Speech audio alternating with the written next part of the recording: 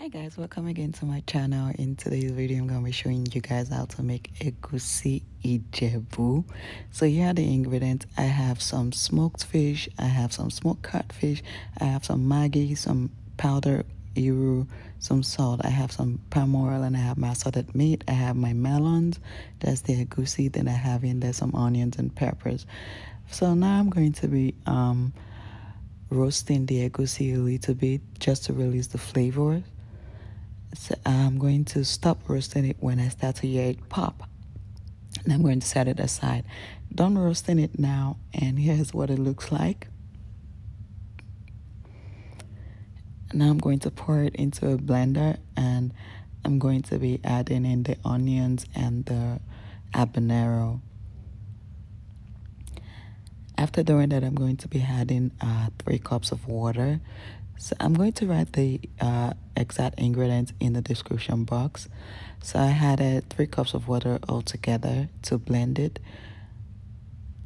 So I blended it on really high speed, and when I was done, I put the egusi into an empty clean pot, and I also added some water into the blender to rinse out the blender just a little bit and pour it into the egusi.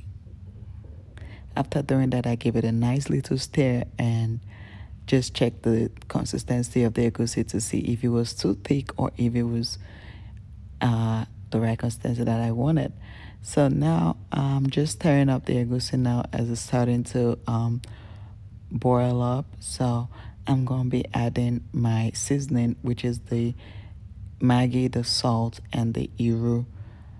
Ideally, if I bought my meat fresh, I wouldn't need it. I won't be needing to add any seasoning into it because I season my meat and everything very well. So yeah, that's it now. I've added all of those in, and I'm just stirring it up. So I'm going to go in and add my ejakika into it just so that it can soften up a little bit. And I'm also going to be adding my smoked turkey into it as well. So I also added my palm oil into it too. So after I've done that, I just give it another nice stir, and I'm just gonna leave it there to boil up again for a bit.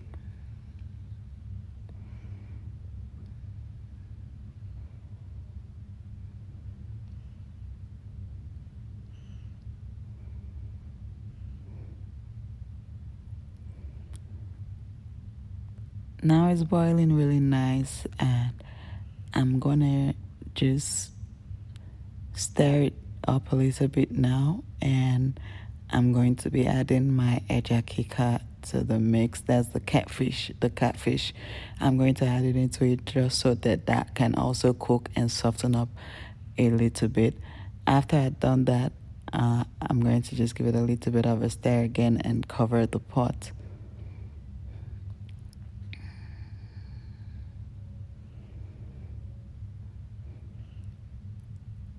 Coming back now to check it again, and be careful to stir it so that you don't squash the fish. So then I also tasted for seasoning and salt. I tested it and I felt like I didn't have enough seasoning, so I added some more. Now I'm back again to adding my assorted meat. In here I have the shaki, I have pomo, I have goat meat inside there. So I'm just adding those in bits now just so I don't overcrowd the egusi right now. So I added everything into it, and then I also added 1 more cup of water.